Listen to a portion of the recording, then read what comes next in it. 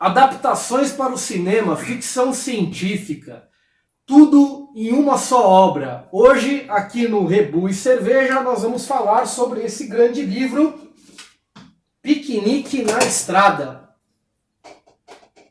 Não, porra.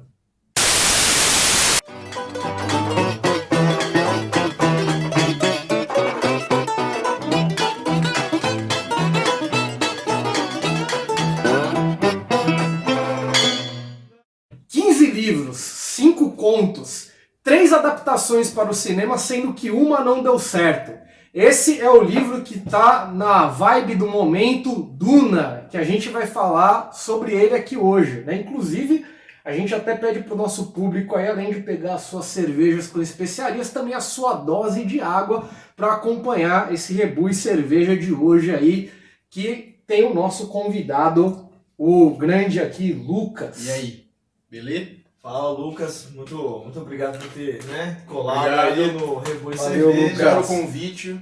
E, bom, fala aí, por que a gente chamou o Lucas também, né? Fala A aí, gente vai fala aí. falar de Duna, que é um livro que trata aí de um tema ecológico. Ecológico, bastante então a atual. gente trouxe aqui Planetólogo. um Planetólogo. Né? um ecólogo, certo? A gente trouxe aqui um ecólogo. Faz aí a sua apresentação, Isso aí, Lucas. Fala Fala aí aí quem que você é. é, o que que você fez da vida, o que que você faz. Sou o Lucas, atualmente eu sou professor de Biologia e de Ciências, né? E eu sou biólogo, fiz graduação em Biologia e eu tenho mestrado em Ecologia. Então eu gosto, me interesso, amo, curto, o que vocês quiserem, tudo que está relacionado a ambiente, a interação entre animais, a interação entre organismos, ou como o ambiente pode se tornar, como o ambiente é dinâmico, como o ambiente muda de um espaço de tempo para o outro. Então tudo isso me interessa muito. E eu busquei isso ao longo da minha graduação e do meu mestrado aí. Agora eu tô aqui para falar dessa obra incrível aí do Frank Herbert, que é... E o Duna, que é a abertura, não é isso? Que o Duna, que é a epígrafe do meu isso. mestrado, né?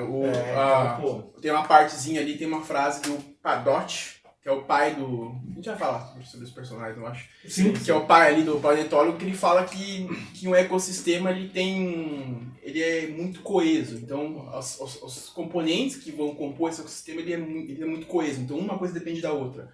Se alguma coisa vai sumir, se alguma coisa se perde, todo o ecossistema se perde também, né?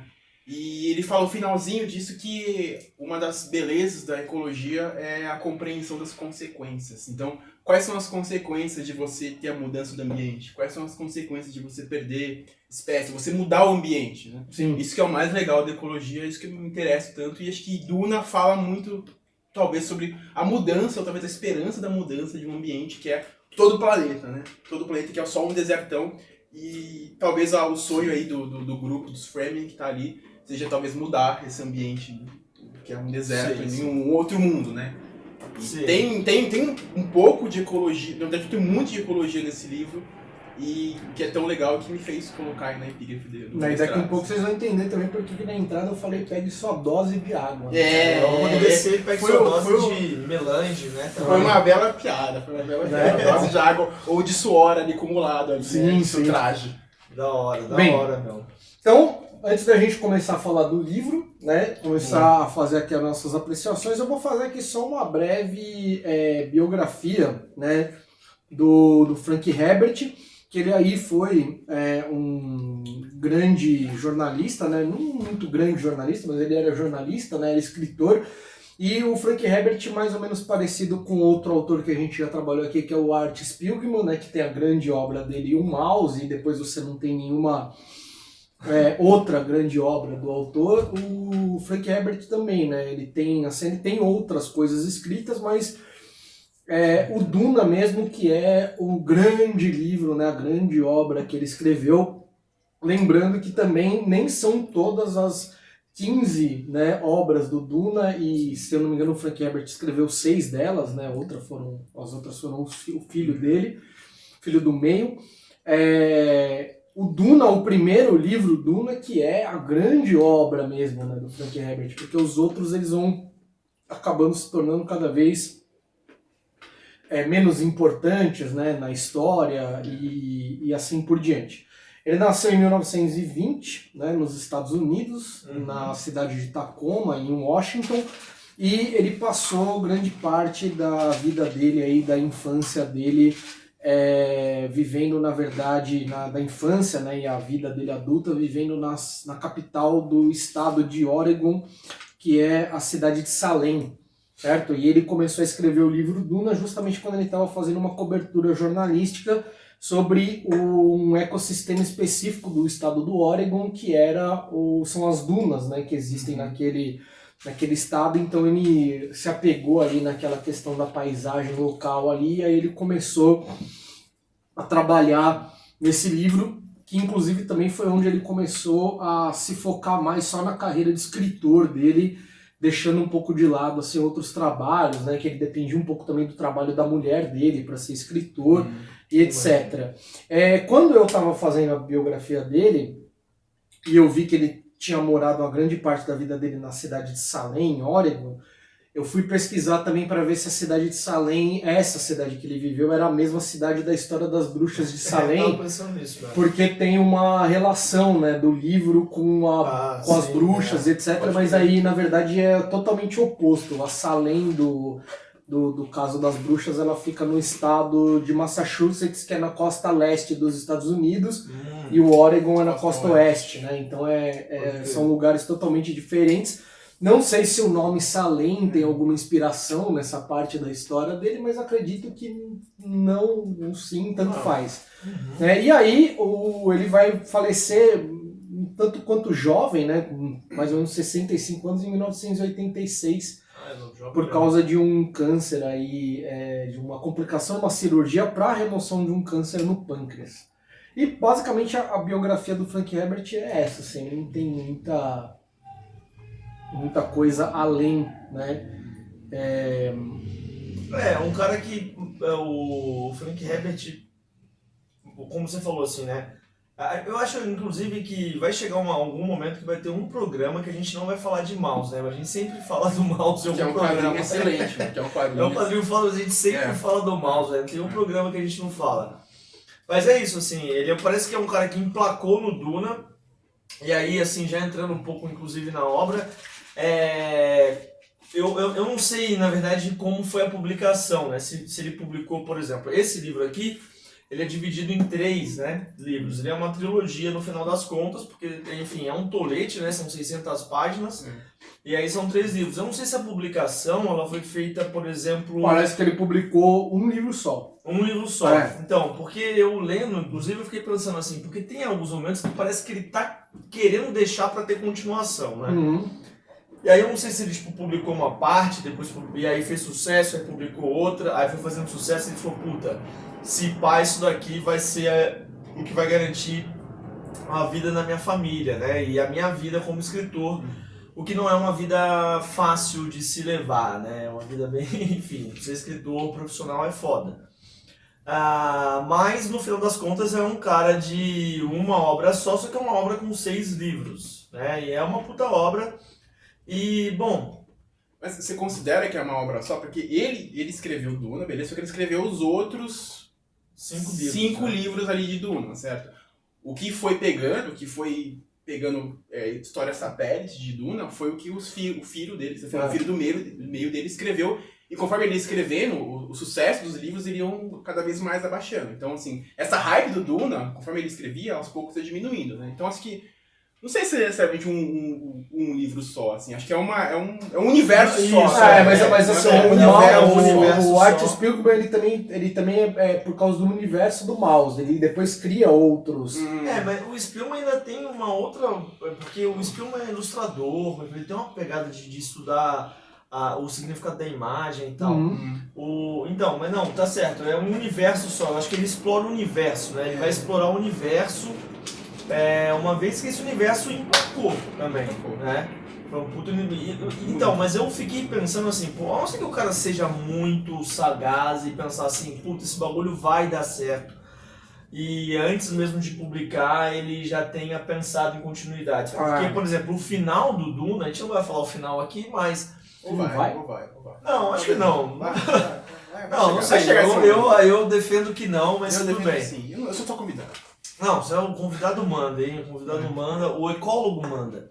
Então, você quer falar do final, a gente fala do final, mas Fala do o final final... agora. Não vou falar do final agora. Nunca Primeiro vou. eu vou fazer a sinopse. Deixa eu fazer a sinopse. Aí a gente Isso, fala fala a sinopse. Qual é a história do Duna? O Duna conta aí... É uma história que se passa no universo onde existe um império planetário.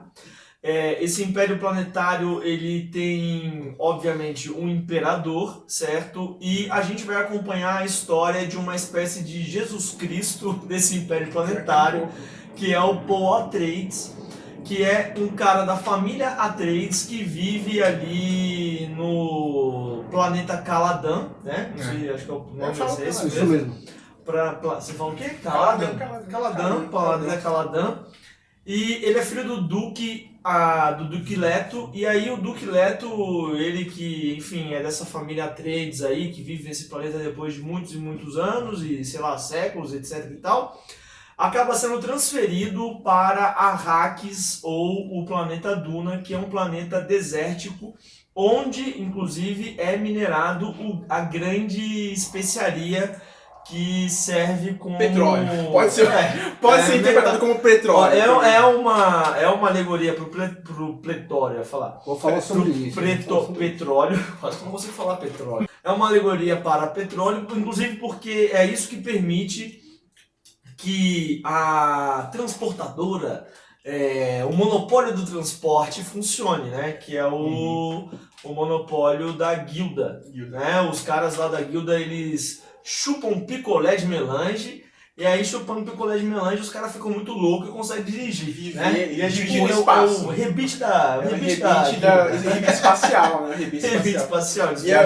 E o melange não só serve como rebite espacial, mas também serve como longevidade, né? Então os caras entram em contato e vivem muito mais. Então é a substância mais importante do universo. E a galera também tem uma expansão mental, psíquica. Você ganha superpoderes quase, né, velho? Quase ou não sei. Um pouco ganha. Eu acho também que ele ganha, assim, sabe? Não, ele ganha, ele consegue prever, quer dizer, ele prevê o futuro entre aspas, né? A mãe de Ná também previu o futuro quando o futuro acontecer depois que ela No caso dele aconteceu, de certa forma. Então. Mas aí é uma porque o cara escreveu um Então, livro assim. Eu sei, pô. Isso enfim. Mas enfim, aí então tem aí, eu não lembro de eu parei na sinopse, mas tudo bem. Tem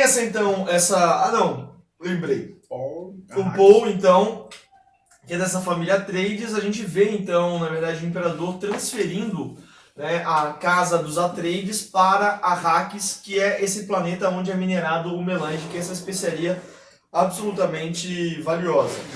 E eles estão substituindo uma outra família, que é a família dos Harkonnen, que tá lá, né, sei lá, acho que 90 anos, né, um bagulho assim, eu não lembro direito, mas acho que 90 anos os Harkonnen, eles tomam conta desse planeta e da extração do melange, que, enfim, é a matéria-prima mais valiosa do universo, né, e que confere aí para os Harkonnen um puta de um poder.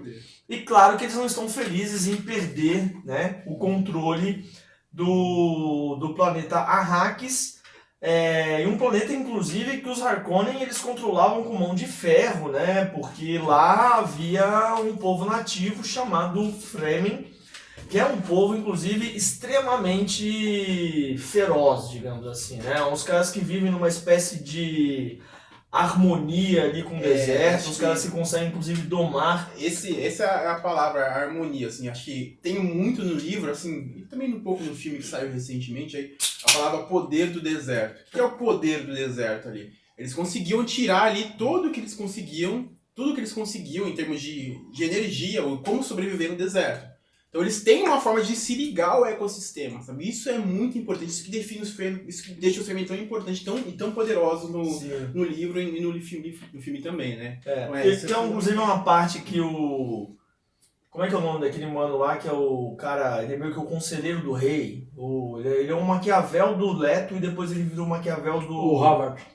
Isso, esse maluco aí, o Harvard, tem uma parte que ele inclusive tá falando isso lá pro Harkonnen, né? Ele fala assim, vocês não estão ligados com o que vocês estão mexendo. Porque os Fremen, eles são uma espécie de... Enfim, ser humano, né? Porque eles são seres humanos, no final das contas. São seres humanos. São uma espécie de seres humanos, só que são seres humanos que são criados para sobreviver nas condições mais terríveis possíveis. E entenderam o papel deles no ecossistema, entenderam como eles podem, junto do ecossistema, sobreviver. Tá? Tirar tudo que eles podem desse ecossistema. E transformar. E possivelmente, aí o paleontólogo dessa história pensa em possivelmente um dia transformar esse ecossistema que é só uma grande duna, né? Que é só um grande deserto, em uma paisagem verdejante, ali, uma grande floresta, um ambiente menos inóspito, ou menos inóspito para se viver. Né? Acho que esse é o sonho. Um planeta um pouco mais verde, talvez. E isso, inclusive, é o que vai no final da... Não vou dizer que vai acontecer ou não, mas isso é o que vai, enfim... Aí a gente vai acompanhar, né? Vai ser determinante pro desfecho da história. Se aliar os Fremen era essa família Atreides, então, quando ela chega lá no planeta Arrakis, ela vai sofrer um golpe.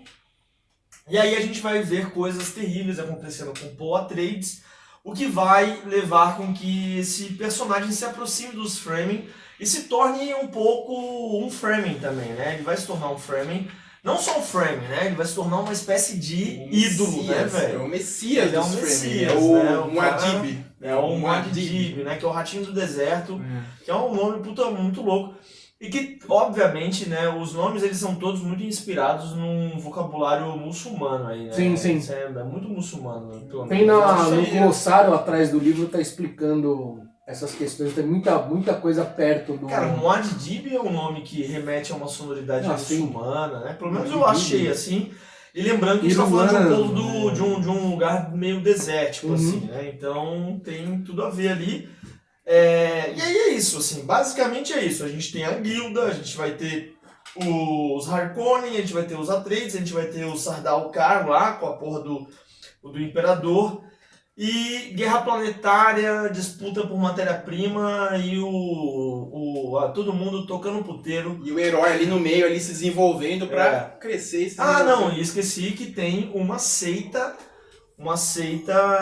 composta por mulheres, basicamente. Verdade. Que são as eu falo Bene Gesserit. Bene Gesserit. Bene Gesserit, né? Que é uma espécie de seita religiosa que cria narrativas e por meio dessas narrativas elas controlam o destino do universo e do Império Planetário, velho. Cara, é um bagulho muito cabuloso. Tanto que ali bem no finalzinho do livro tem uma parte que a Bene Gesserit fala, puta, se acontecer tal coisa, fudeu o nosso plano. E aí, tipo, não acontece e aí, deu tudo certo. Exatamente. Então, enfim, então é isso, assim, né, o resumo da história é tem que lembrar também que essa história, ela se passa em um mundo posterior ao nosso, né, em um mundo em que os computadores, eles não existem. Então houve uma guerra ali entre computadores humanos, pelo que eu me lembro, e eles baniram todo tipo de computadores ali, não pode mais usar computador, né. E o que tem, então, são pessoas que são computadores, né, são os Mentat.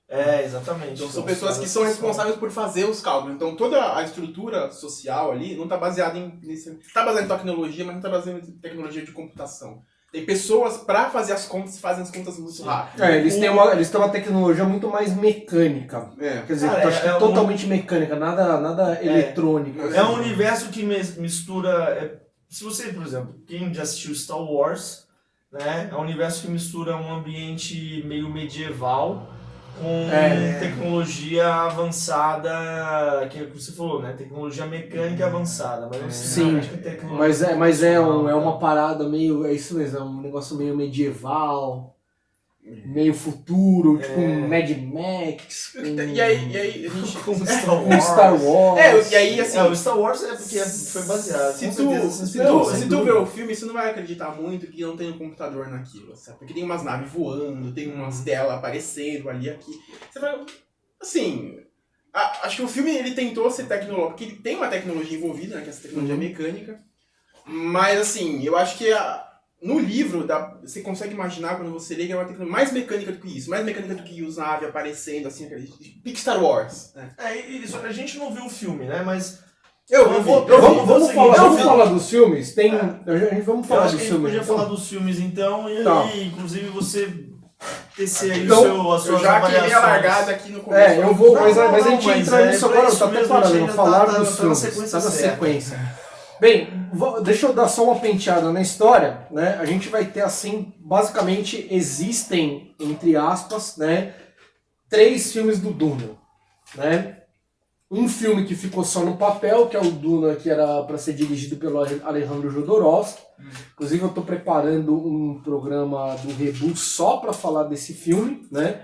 Porque, embora ele não tenha sido realizado, a pré-produção do filme ela chegou a influenciar muitas coisas que aconteceram no cinema depois, né, da tentativa do Jodorowsky de pensar em realizar o Duna.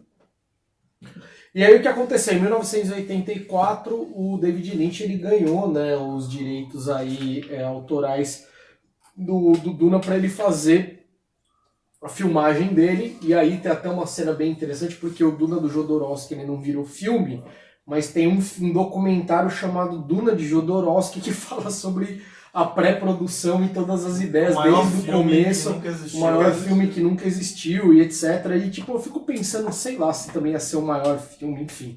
Mas aí ele tá explicando e aí no final do filme ele fala, né? Eu fiquei puto que deram a concessão pro David Lynch fazer o filme, mas o filme saiu tão ruim que eu fiquei feliz, porque, tipo, pelo menos o cara que teve a oportunidade no meu lugar fez merda e, tipo, pra mim tá bom, porque não fui eu e nem foi ele, é isso aí. E o Jodorowsky ele tá com 90 e poucos anos já, velhinho, mas ele tá vivo o suficiente pra ver o novo Duna do Denis Villeneuve, E né? ficar com raiva. E talvez ficar com raiva ou não. Eu não assisti, né? O Lucas assistiu. Então é um filme, só que assim, a diferença do. A diferença do David Lynch pro Villeneuve, em primeiro lugar, é que o Duna do David Lynch ele era para ter uma duração de mais ou menos 3 horas, né? Aí ele foi boicotado lá pelos estúdios, tiveram que cortar depois que ele já tinha filmado, feito todo o material bruto do filme. O diretor não aceitou o corte do David Lynch, a produtora não aceitou o corte do David Lynch e fez outro corte. E o Denis Villeneuve, ele já está tendo muito mais espaço para trabalhar o livro, que ele fez um filme que não é inteira a história do livro Duna da primeira parte, né? Desse livro aqui, não contando todos os outros.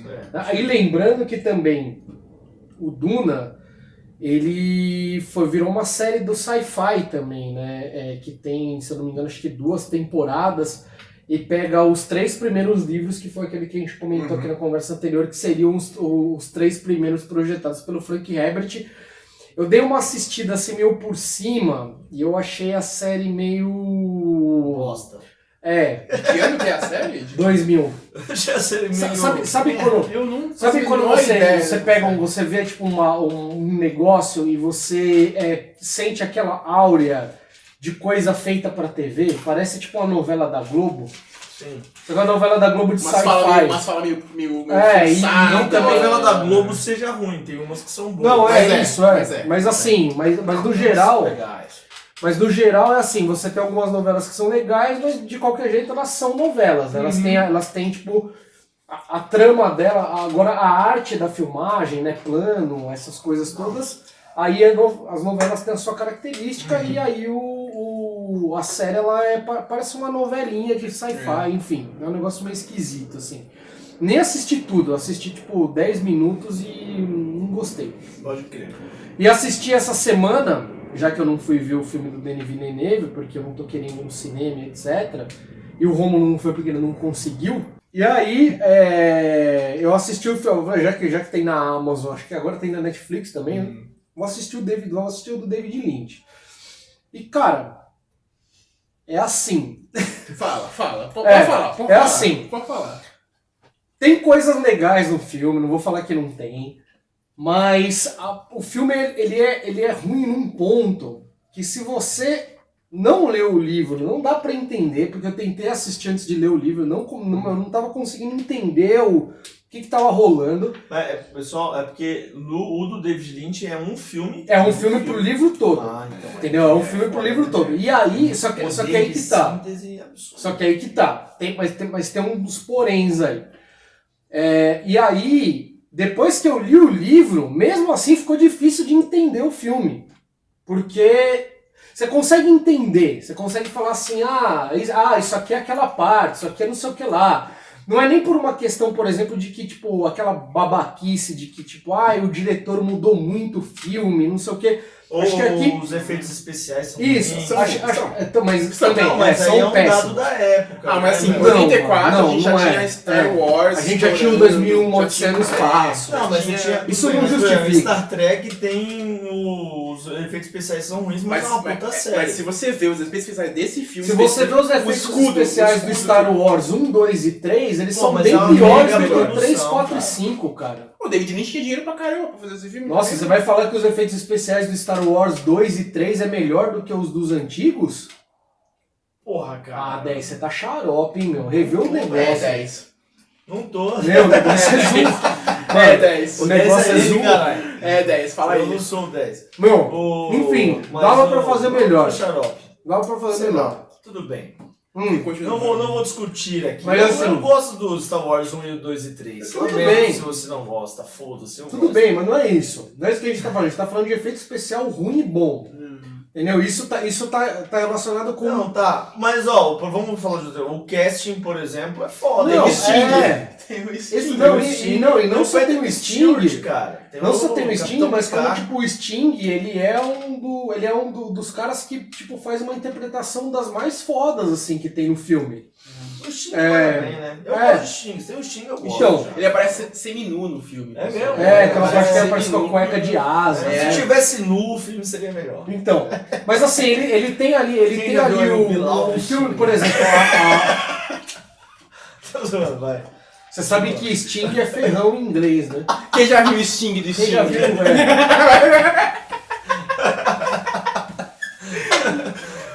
E eu tava falando... É isso, a gente tava falando de efeito especial. A gente tava falando de efeito especial. Bem, enfim. E aí o que acontece é que, assim, por exemplo, a parte do figurino do filme é muito da hora.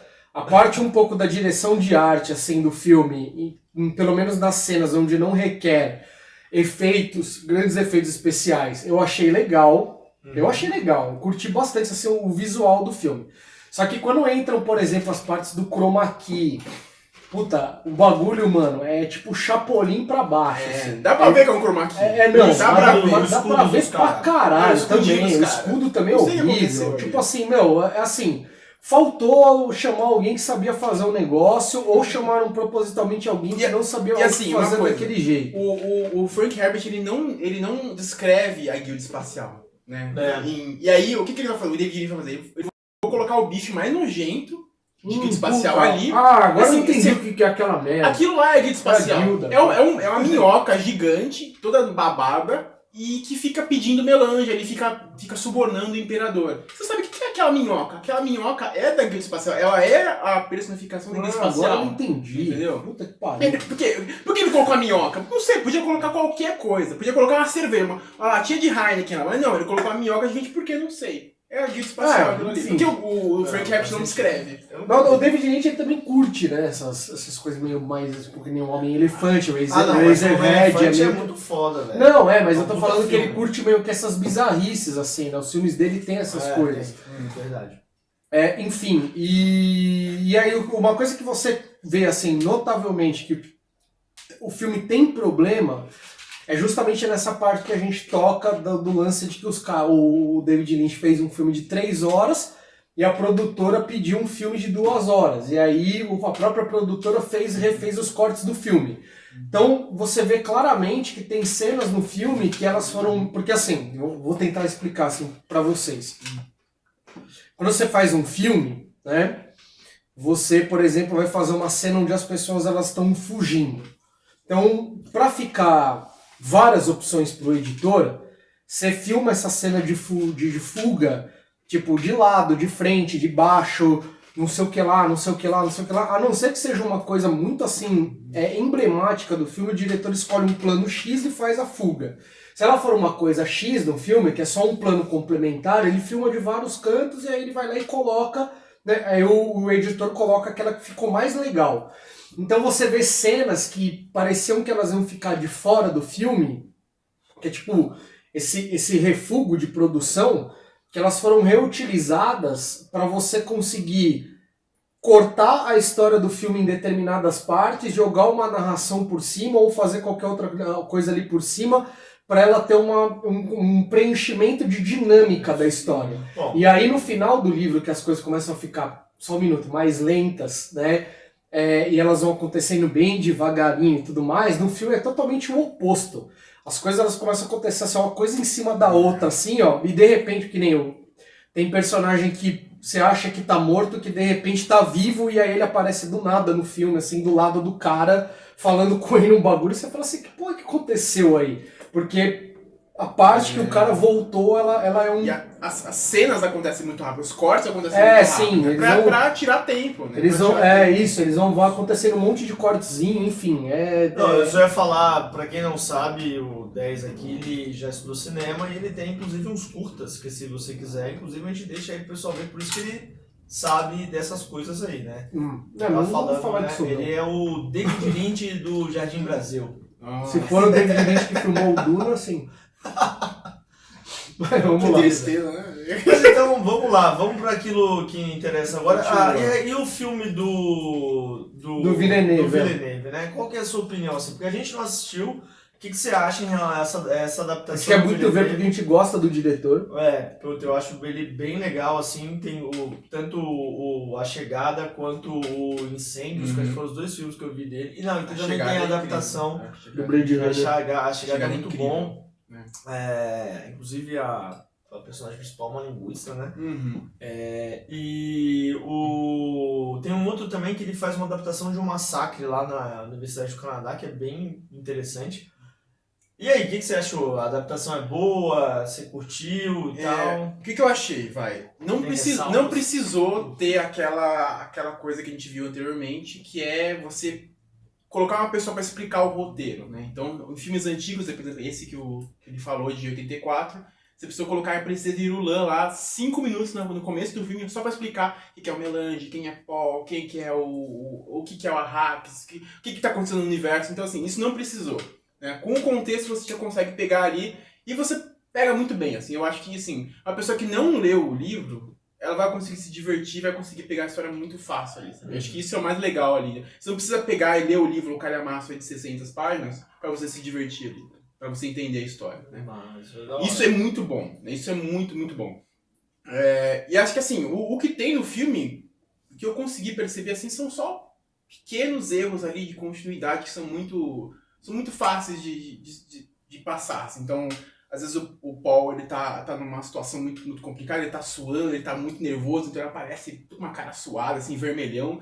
Aí vira a câmera pra mãe dele, e volta pra ele tá com uma cara limpinha e tal, tipo, cabelinho penteadinho e tal. Essa é a única coisa que eu consegui perceber, assim, porque em termos de adaptação, adaptar a barraca que que os Fremen tinham pra pegar a água que eles tinham do corpo pra reutilizar, é muito legal, sabe? Essa tecnologia dos Fremen, o próprio traje deles, né? É muito legal. E aí tem aquela coisa que o Liev, acho que era o nome dele, que não é mais um homem, é uma mulher. Aí não pode, mano. Não pode. Pode sim. Agora é uma mulher. E assim, e ela cumpre um papel muito legal. Assim. O papel dela tá muito bem feito. Assim. Ela é uma pessoa que.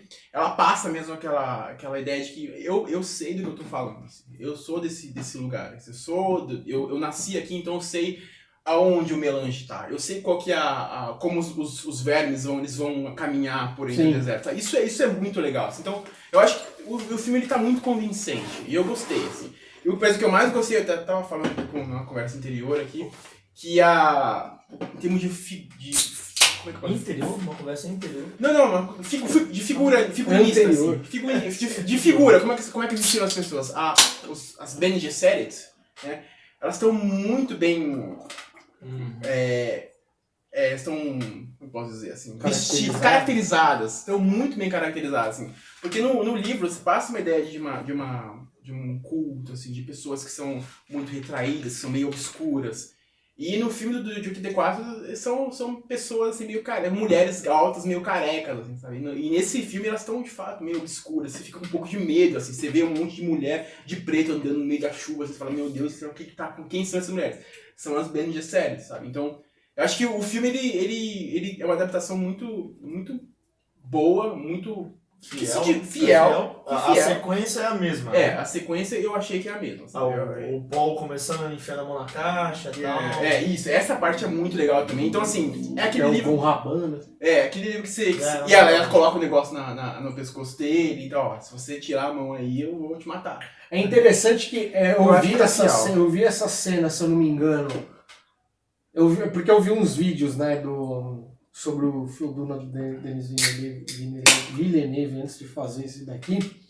E aí parece que o cara ele colocou esse trecho do Gon Raban, que ela coloca a agulha aqui no pescoço dele e manda ele pôr a mão na caixa, né? Uhum. E aí eu vi essa cena, eu vi na série, vi no filme do Lynch, vi no filme do Coisa, parece que é do filme do Villeneuve, e parece que são 3 cenas quase iguais, assim, elas só mudam um pouquinho Elas foram filmadas até quase na mesma sequência de planos. Mas isso, assim, sabe o que eu acho também? Eu vi um monte de gente falando assim, o livro infilmável, né? O livro inadaptável. Isso. Porra. Inclusive o Jodorowsky... Não é nada inadaptável, cara. O Jodorowsky ele fala, inclusive... Esse bagulho é super adaptável. O Jodorowsky, inclusive, ele fala que venderam o Duna pra ele a preço de banana, porque os caras acreditavam que ele nunca ia conseguir adaptar o Duna. Então, mas isso é um absurdo, porque, cara, o livro, a história é extremamente linear, a descrição do Frank Herbert.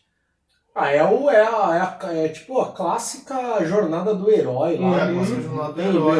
É o menininho que vai se desenvolvendo e no fim acaba se tornando ali o herói, ali o Messias. Sim, E a descrição dele é uma descrição, assim, pra ter alguma polêmica desse vídeo, é uma descrição extremamente pobre, né, velho? O cara, ele é absolutamente objetivo na descrição, ele apresenta de uma maneira totalmente linear os acontecimentos, então não impõe nenhum desafio para aquela pessoa que vai representar aquilo a partir das imagens, né, de uma sequência de imagens. Eu acho que o que torna o livro um pouco difícil de adaptar assim, é aquele negócio. Adaptação, o próprio nome já fala, né? Você não vai pegar o livro e transpor ele para tela. O roteiro do filme não é o que está escrito no roteiro do filme não é o que vai para tela. Entendeu? Tipo, isso aí já tá na raiz do cinema. Não existe isso. Você escreve um roteiro e tudo que você colocou no roteiro você consegue filmar. Tem coisa que você nem filma, tem coisa que você não consegue, tem coisa que não fica bom, tem coisa que estende demais a história de maneira inútil, e um monte de coisa assim. E o livro, claro, é a mesma bosta, sabe? A imagem tem uma gramática que não é a gramática do exatamente. texto, né? E o fato, por exemplo, de você ter o tempo todo no livro a representação do pensamento dos personagens, isso dificulta uma adaptação se caso o autor ele quiser fazer isso o tempo todo. Mas, tipo, se ele não quiser, foi aquilo que você falou. O que interessa de um filme, quando o filme é uma adaptação de um livro, inclusive, que vira, né, best-seller e todo mundo compra e lê, etc., é que quando você não quer ler o livro e você vai ver o filme, você consiga entender uma história e sair do cinema falando, curti esse filme. Sim. É isso. Agora, então, aí o resto é a galera, tipo, enchendo o saco, né? Agora, quando, por exemplo, a pessoa vai pro cinema ver um filme, que é o caso do filme do David Lynch, que você lê o livro, você não consegue entender muito bem a história, você não lê, puta merda, aí já é uma outra situação. Sim. Claro, né, que a gente também estava falando aqui antes sobre o cinema do David Lynch, né, que já é um cinema que é desse jeito, que tipo, é muito difícil você entender um filme do David Lynch. Apesar que o Homem-Elefante é totalmente... Não, o Homem-Elefante é um filme que eu gosto dele. O Homem-Elefante é um filme tipo normal, né? É um filme... É um filme assim, normal, ele tem uma história linear, né? Agora os outros filmes do David Lynch, o do Twin Peaks, que é o mais famoso dele, por exemplo, ele mistura muito sonho com realidade, né? E aí eu acho que é uma coisa que até por isso que chamaram ele pra fazer o Duna, porque ele tem, o Homem-Elefante tem vários pensamentos, né? Sim.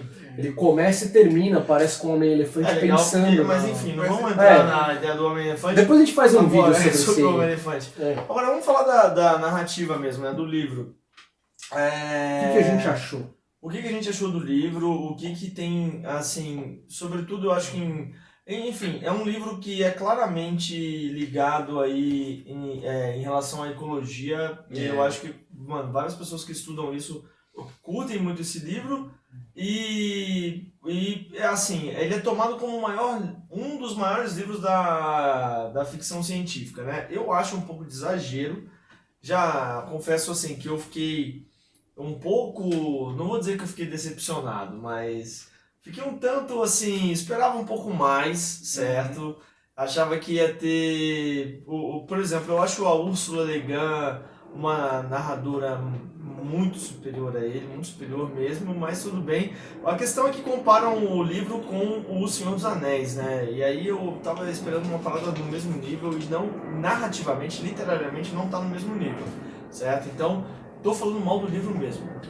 Desculpa. Eu acho que... Mas a questão que eu queria aqui é a seguinte, é um livro que é escrito na década de 60, certo? Então eu acho que a interpretação do livro ela passa um pouco por essa questão, porque a década de 60 é uma década de lutas sociais efervescentes.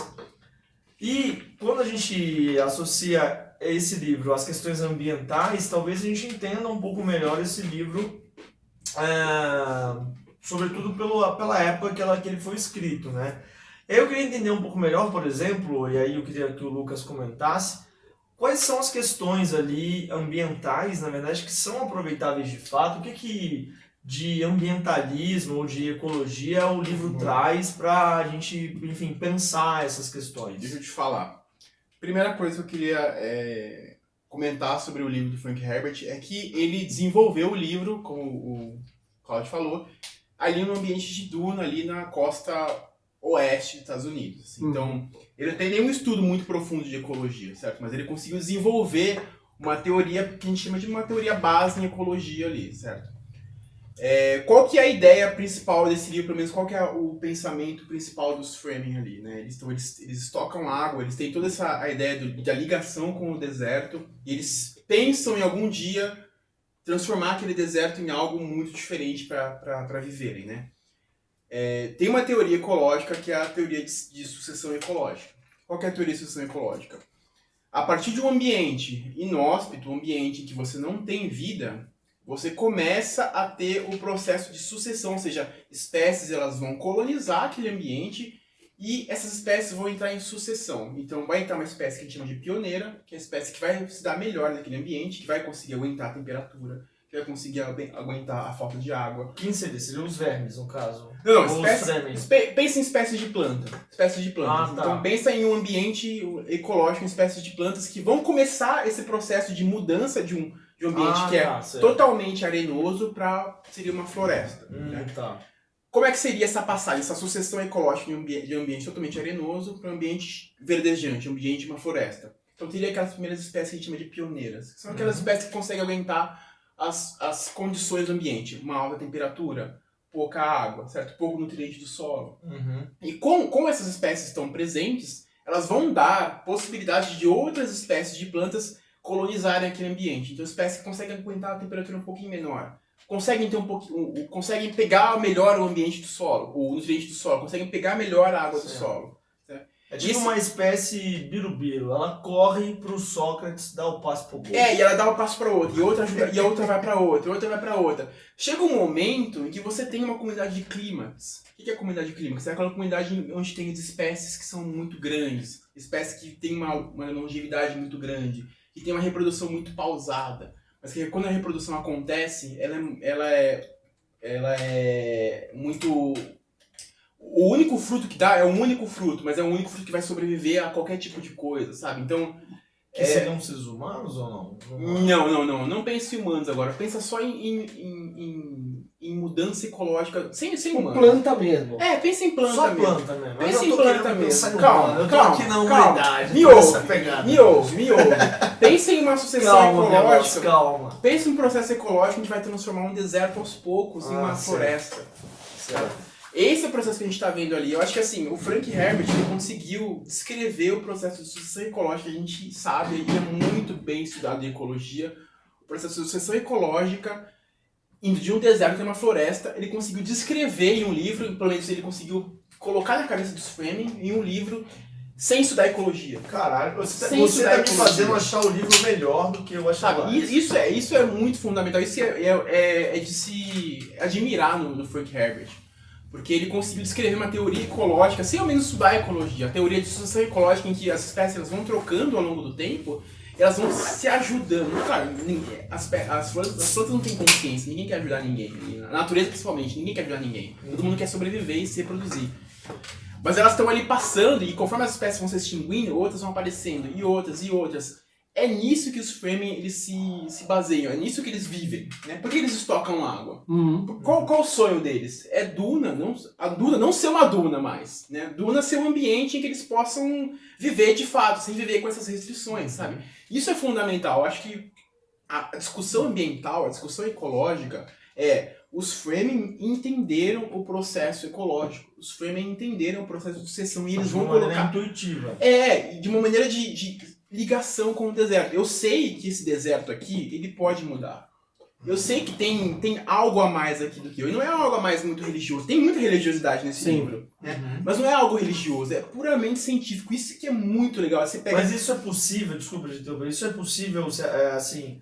É óbvio, assim, possível no sentido de que, vamos imaginar se a gente tivesse todas as condições imagináveis para transformar, por exemplo, o deserto do Saara num lugar verdejante.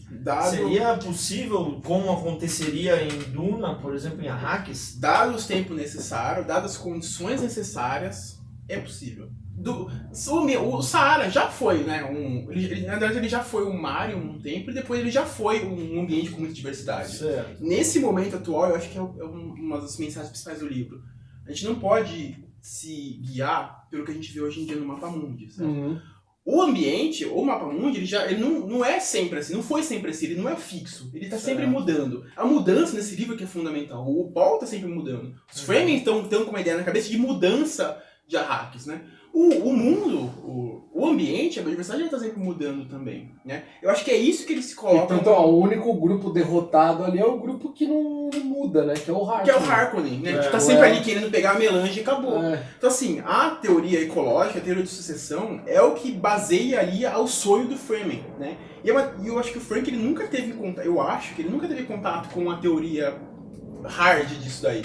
Mas ele uma sensibilidade ambiental que o cara teve.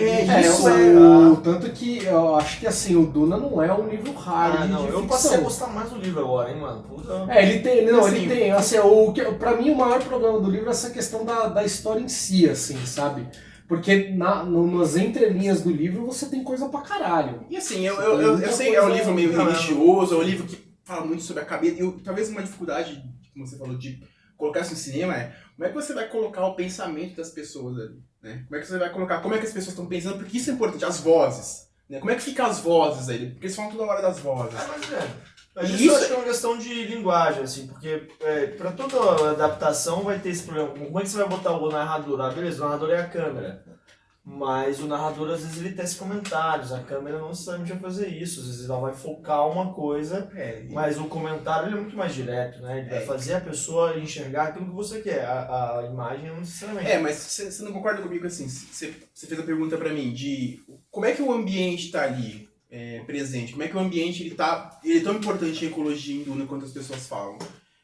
A linguagem é tão importante em Duna quanto as pessoas falam, certo? Sim, mas eu acho que, por exemplo, essa visão de ambiente que você me trouxe agora, você trouxe pra gente agora, é uma parada que faz com que, se você tem essa compreensão do que é ecologia, faz você fruir o livro muito mais profundamente do que, por exemplo, eu pensei o tempo inteiro fazendo a minha analogia com outras obras literárias, ou então com o estilo literário do Frank Herbert. Eu nunca saquei a profundidade de compreensão ambiental que o cara teve para escrever o livro. Isso sacou? E o cara não estudou ecologia de fato. Eu acho que isso que é o mais notável, sabe? É por isso que a gente lê o livro ali e, pelo menos quem estuda ecologia, que estudou ecologia, lê o livro com, cara, onde o cara tirou tudo isso? Sabe? Onde o cara tirou essa questão do... O filme tudo fala, a ligação, o poder do deserto, a ligação com o deserto. Mas o que é esse negócio de ligação do deserto, o poder do deserto? essa questão de compreensão. É a compreensão do que vai acontecer se a gente estocar água, se a gente dá as condições necessárias, né? Se a gente dá o necessário para o processo de sucessão ecológica acontecer. Sabe? Isso que é o fundamental do livro, e quando você lê com essa visão, dá um outro toque. Parece que os Fremen ficam mais inteligentes do que eles são. Assim, porque você tem uma tendência a concordar com os Fremen. Você fala, pô, esses caras são bons. Não, sim. É eles que eu vou torcer. Aí que entra a história da dose de água que eu falei, né? Porque os caras poupam qualquer gota de água que Por pode quê? aparecer na... E o cara morre, Tem o cara um- doou a água dele pra Não, você. Tem um lance que é isso, sabe? que na religiosidade você tem um lance do sangue, né? E na obra do Frank Herbert Então. ele transpõe isso pra água. A ponto que eu acho uma parte bonita, inclusive literariamente bonita, é a parte em que o Paul ele chora, né? E as pessoas elas ficam, tipo, mano, muito Não gasta comovidas. tua água, né? Porque, tipo, o choro é um momento, assim, de extrema emoção, porque ele tá gastando, ele tá desperdiçando umidade do Ou corpo. quando vai te conhecer, eu vou lá e cuspo no chão. Cuspo no chão, desculpa, perdão. Falei, eu cuspo no chão. Por quê? Eu estou doando a minha umidade, eu estou doando a água do meu corpo pra você. É um prazer te conhecer, sabe? Sim. Pô, esse é um tipo de pensamento, assim, de recurso. Eu estou doando o meu recurso, que já é escasso, pra você. É uma construção antropológica de um povo Também. baseado num valor. Um valor, que é um recurso que- escasso. Que constrói muito Pô, positivamente esse povo. isso, né? isso é fantástico. Isso é muito foda mesmo. Isso Isso é é bem fantástico. interessante mesmo. Porque nas regiões desérticas do Oriente Médio, que é onde o Frank Herbert ele se inspirou para fazer o Duna, o que acontece na verdade é o oposto, né? As pessoas que têm maior poder aquisitivo, elas constroem uma piscina no meio da casa.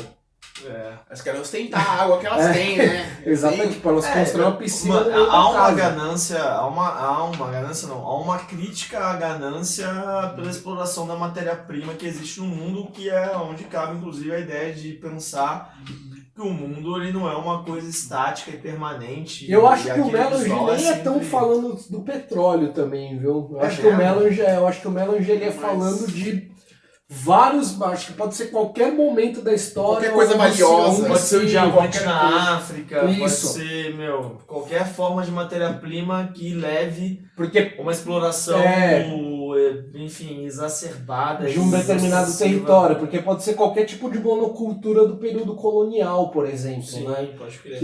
Que o que acontece ali em Arrakis é isso aí, né? A galera tá Pode tipo, ser. Deixa eu- tá tentando Tirar ali. tirar, subjugando um povo, né, que é muito louco, né, porque eles são duplamente colonizados, né, eles são colonizados pelos Harkonnen, mas também a gente tem que lembrar que a família Atreides vai lá para colonizar os caras também. Eles, inclusive, eles tentam até fazer aquela lógica do imperialismo do século XIX, que é libertar os frames dos Harkonnen para depois se tornar os imperadores do universo Fremen. E tipo, tem toda uma questão de uma como é que se fala? Virar e falar assim, não confia nos Fremens, vamos ver se eles são tudo isso mesmo, tarará. E aí começa toda aquela questão, né? Tipo, manda o Duncan aí da Roe e o Gurney pra visualizar os caras, pra ver se eles são de confiança. Os caras são nobres, né, meu? Vamos Sim. lembrar que os caras são nobres. Ali é uma construção Mas você de tem um- que lembrar que o livro é de 1965. Não, tudo bem, mas o livro está fazendo a representação de uma sociedade de um universo onde existem relações feudais quase. Né? Sim, Então, mas isso não pode ser uma crítica, por exemplo? acho que pode ser, não, Então, sem dúvida. é isso que eu tô dizendo, pode ser, sabe? pode Tipo, ser. chegar nessa... Porque o Paul... Que os Atreides não são os mocinhos também, esse né? sinônimo de virtude que é demonstrado. Na verdade, a virtude surge a partir de um condicionante, né? Sim. Ele se fode e aí vai ter que acabar ficando do lado dos frames. Mas você ia falar um bagulho? Então, eu ia fazer uma pergunta pra vocês que estavam falando sobre a especiaria, né? A especiaria tem necessariamente uma coisa física? Tem que ser o petróleo? Tem que ser uma coisa que tenha valor físico? Porque qual que é a ideia da especiaria ali? É algo que permita uma tecnologia muito avançada de viagem espacial, algo que permite longevidade, algo que só os Fremen têm, de certa forma, né? Será que a especiaria não seria algo um pouquinho mais relacionado à intelectualidade, é uma coisa um pouquinho mais Então, de ideia de espírito, um pouquinho mais avançada. e isso é uma coisa meio maluca, porque eu, quando tava lendo, eu ficava imaginando uma especiaria. Como é que vocês imaginavam a especiaria, né? Eu imaginava tipo uma Um óleo. páprica. Eu imaginava um óleo preto. Pensando naquela pegada que a gente falou do colonialismo, você pode ter também o melange visto como a ideia de propriedade intelectual mesmo também. Tipo,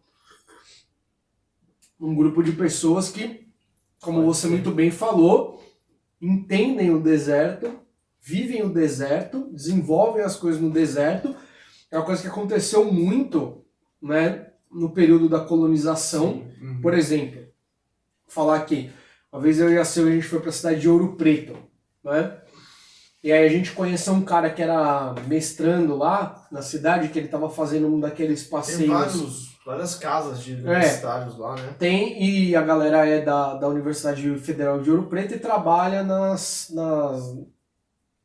museus, nos museus, e etc. casas de cultura. E a gente foi visitar uma mina, né, antiga mina de exploração de ouro. Mina de mineração. Não foi uma pessoa, uma Isso. menina. A gente foi visitar uma mina de Paulista. mineração que era desativada, né, que ela foi recém-descoberta, Tem várias etc. lá, né? Várias lá. E esse cara, ele fazia uma pesquisa para descobrir, né, uma pesquisa meio que arqueológica para descobrir se o método empregado na mineração ele era um método de origem portuguesa ou se ele era um método de origem africana. Uhum. E na verdade o que estava acontecendo é que eles estavam querendo desconstruir uma ideia de que os africanos eram para cá só para ser força de trabalho, mas eles eram força intelectual na exploração de ouro a partir do momento que eles manjavam toda a estrutura. Ou uma força de trabalho especializada, né? Uma força de trabalho especializada, mas ele tava voltado principalmente para essa ideia de você construir uma estrutura totalmente intelectual, né? De trabalhadores africanos que eles conseguiam transformar a mina, e aí faz todo sentido com relação ao Duna, porque quando você cava um buraco dentro da terra, você vai ficando cada vez mais quente, mais inóspito. E ele mostrou que os caras eles já tinham um esquema que eles faziam uma parada que era praticamente uma refrigeração dentro da mina, cortando vários braços de córrego, jogando córrego para dentro de partes da mina que não iam ser usadas para exploração de ouro. Pilastra com a própria... Basicamente era um radiador. Um radiador da mina. Isso, exatamente, um radiador da mina. E aí ele falou, e a galera fala, né, que os portugueses que manjavam da mineração, mas na verdade os portugueses eles só pegavam o melange. Eles usavam todas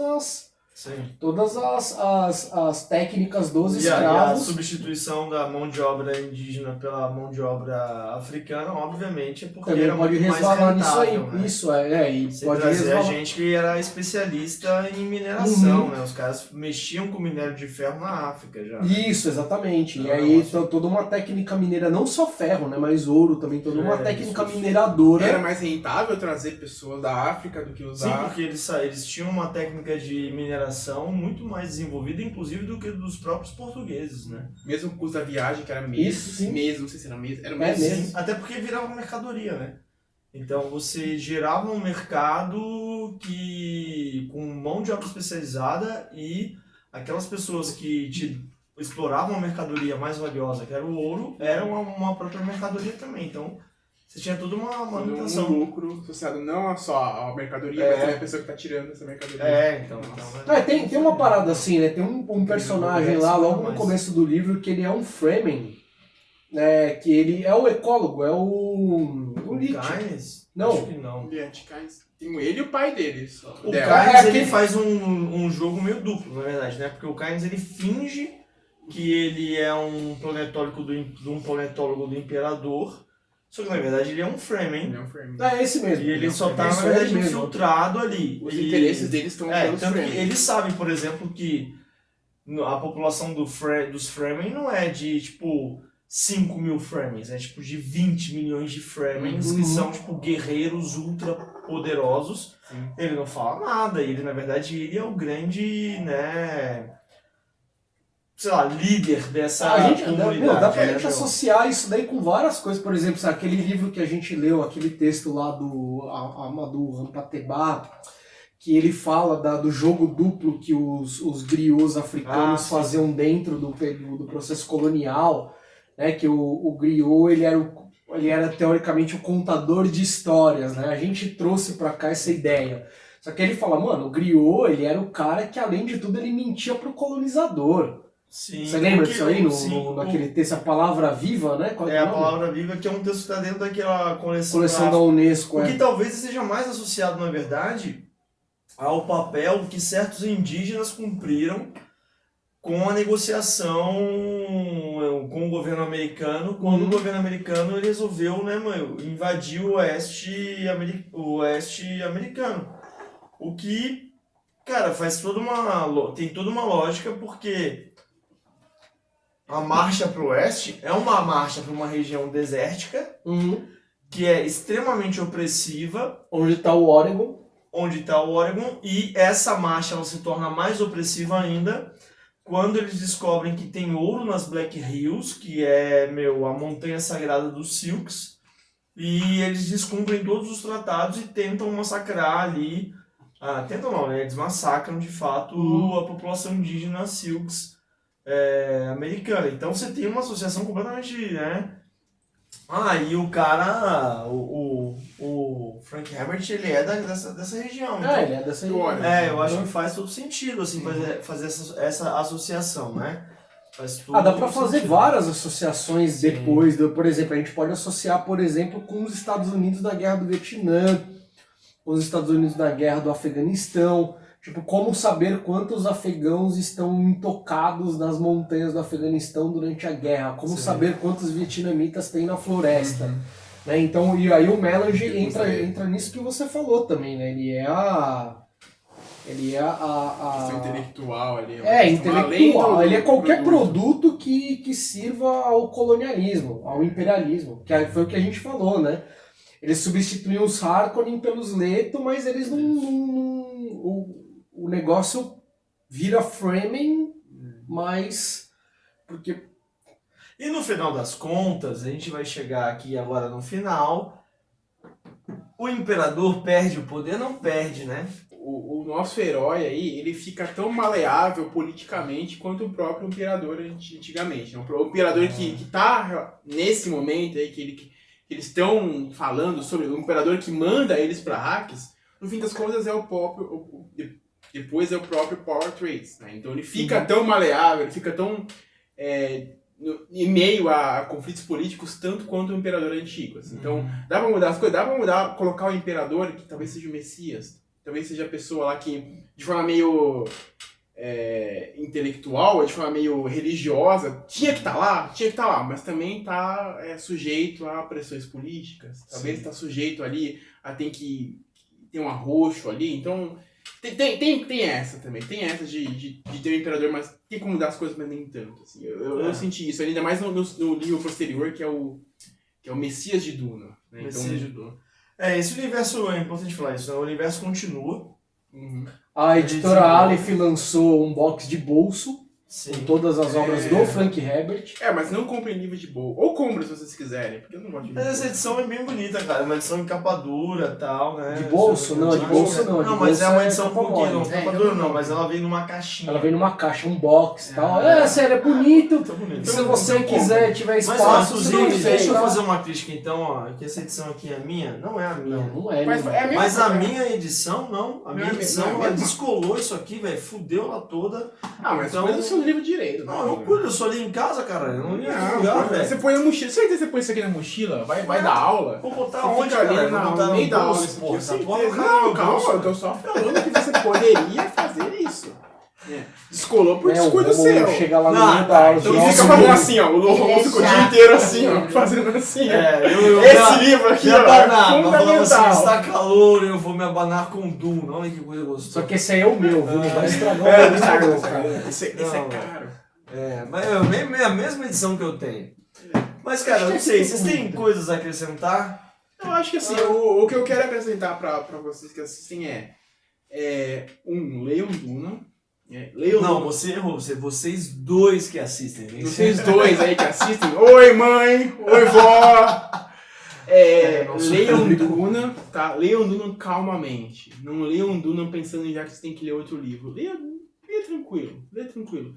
E leia Duna pensando que ele foi, pelo menos a sensação que eu tive é que ele foi escrito de uma forma muito religiosa, assim, muito intelectual, muito pra dentro, muito espiritual.